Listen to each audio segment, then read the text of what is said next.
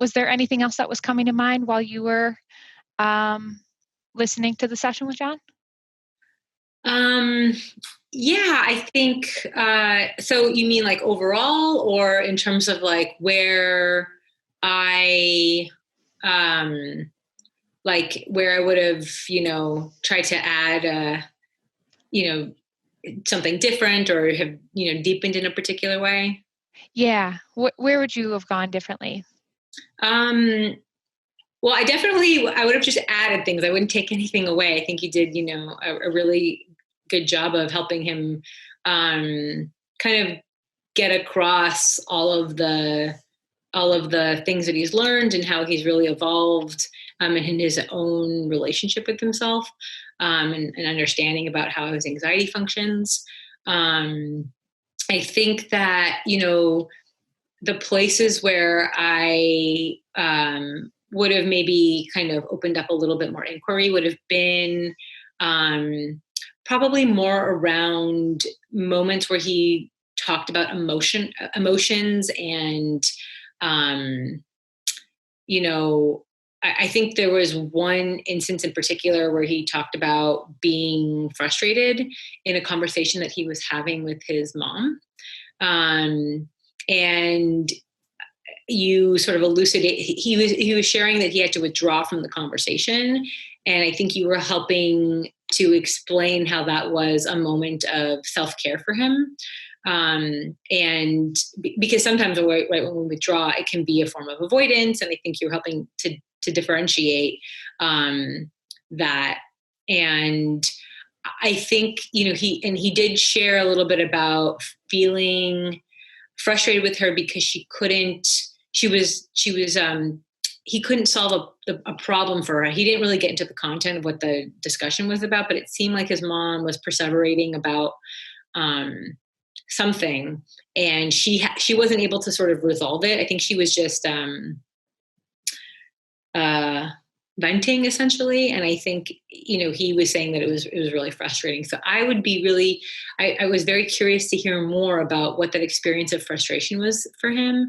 And I think everyone can relate to sort of somebody venting and then like being on the receiving end of that and sort of, and not like feeling like you can't do anything about that and that they're not necessarily doing anything to help themselves. So I get that generally that can be annoying, but I got like this, and I got the, had an intuitive moment of like, I wonder if there's also, almost like, I mean, it sounds like he might have also had some anxiety as it was happening because of the need to withdraw versus like, this is just sort of a broken record and I'm bored, or it's not the greatest conversation. But I would have wanted to explore more with him about that experience, and maybe helping him, if it was possible, to deepen his awareness about,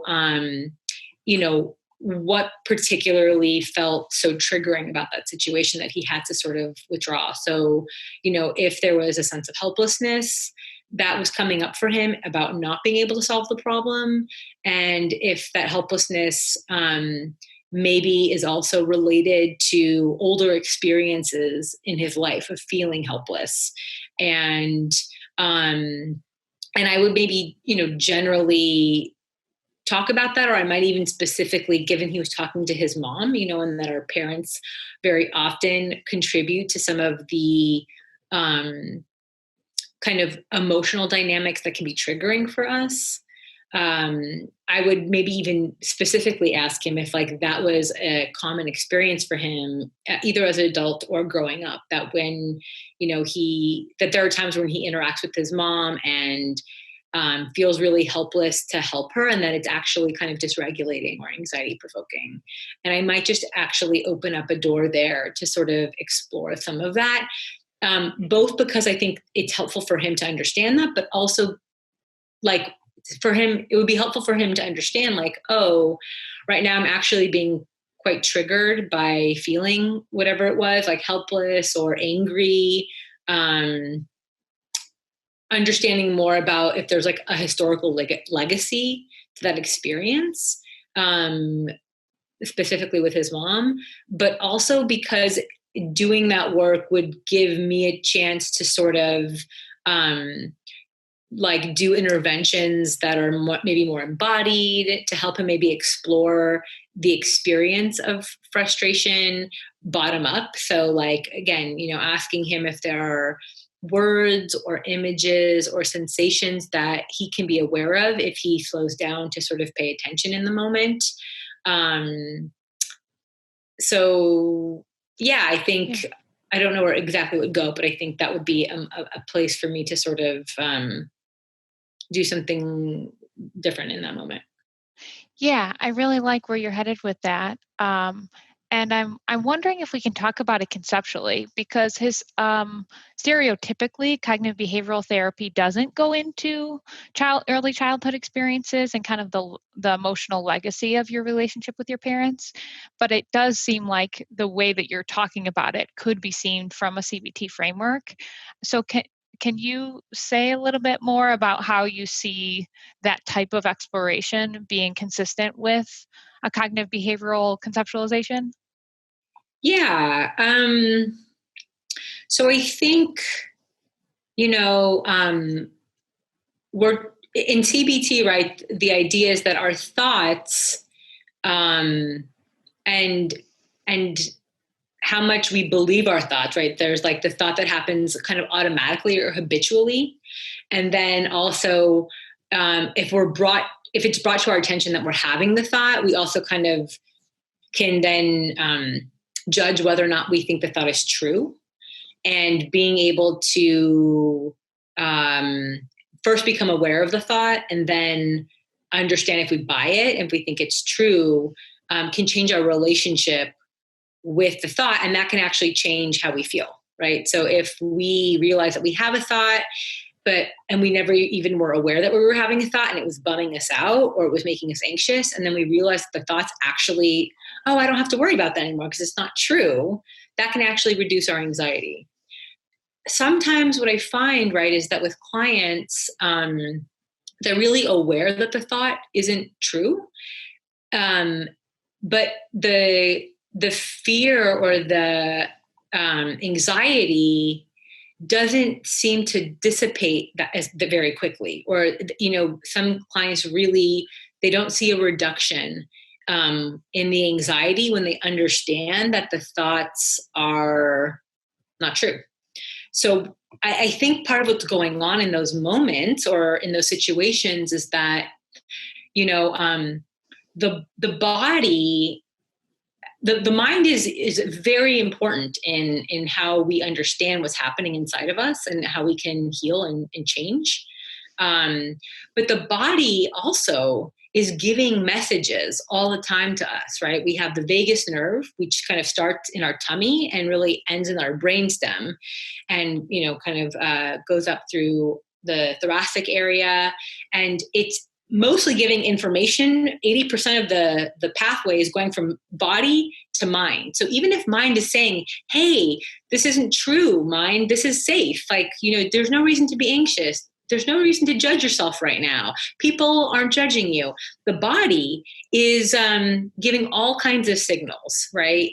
Through neurotransmission, through like, I don't actually know if it's called neurotransmission, but different chemicals essentially are coming up and saying, hey, you should be worried.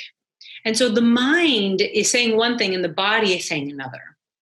And again, I think why the body is doing that is because it survived by giving the signal of danger when there was an environment that kind of repetitiously was very dangerous. I'm talking about kind of relational trauma that happens with our parents, right?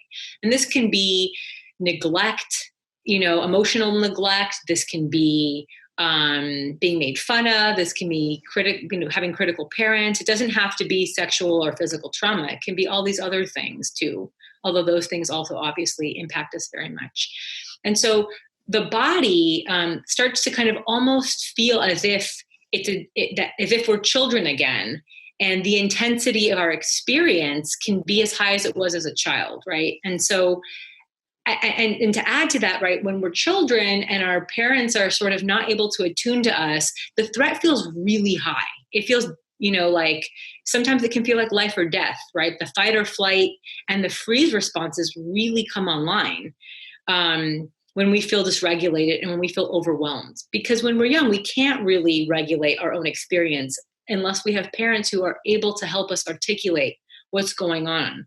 And if there's a threat and we don't have someone to help us, it overwhelms our nervous system and we go into fight or flight or freeze. And so fast forward to being an adult, when we're in a situation that kind of tastes emotionally or situationally like something that happened when we were young that was very threatening, our body habitually goes into the response of this threat, right? And it's not, and our mind doesn't know that that's happening in the moment, right? Our mind just is like, I don't know why my body is overreacting, but I know that I'm safe, but I can't stop feeling this intense anxiety. And it still keeps me from doing the things that I want to do most of the time, or I'm white knuckling it, right? And so being able to help a client understand, like, this is the historical legacy of a kind of trauma, and to help them to slowly kind of put the pieces together, right? Or draw the lines to, like, why is it that when I feel helpless, or why is it that when I feel judged, or why is it that when somebody's saying something to me, I feel backed into a corner, like understanding why certain triggers might be so triggering, and how that the experience of feeling helpless as a child really was threatening. And so it makes sense that their body is responding with a fire alarm. And so being able to remind their body, like, oh, when you were a kid and your mom got really upset and she looked depressed, it was threatening because she wasn't able to emotionally be there for me. And that was really hard, you know? And now when she's in her own space and she's venting and I feel like I can't do anything about it, that fear comes up in my body. And so I have to just remind myself, like, I'm not a child anymore. And even though it sucks that she's really upset and I can't help her, it's not actually threatening to me in the same way because I'm not dependent on her in that way. It's not life-threatening to me if something happens to her. It would be incredibly sad, or, so just reminding, the client about how as an adult, they're able to sort of emotionally regulate themselves and maybe financially take care of themselves and physically take care of themselves in a way that wasn't possible when they were children. And so it's sort of like helping the mind remind the body, like, hey, actually it's safe, but with a really contextualized understanding about why body is so activated. And for some clients, there is no memory particularly of like what happened, either because there's been a lot of dissociation or disconnection from the cognitive memories. But you can, when people notice, like, yeah, I'm disproportionately triggered by this, they start to understand that that's a hint that the young part of them did experience a feeling overwhelmed in whatever adult emotion or fear they're bringing to you. And so you can kind of track it that way.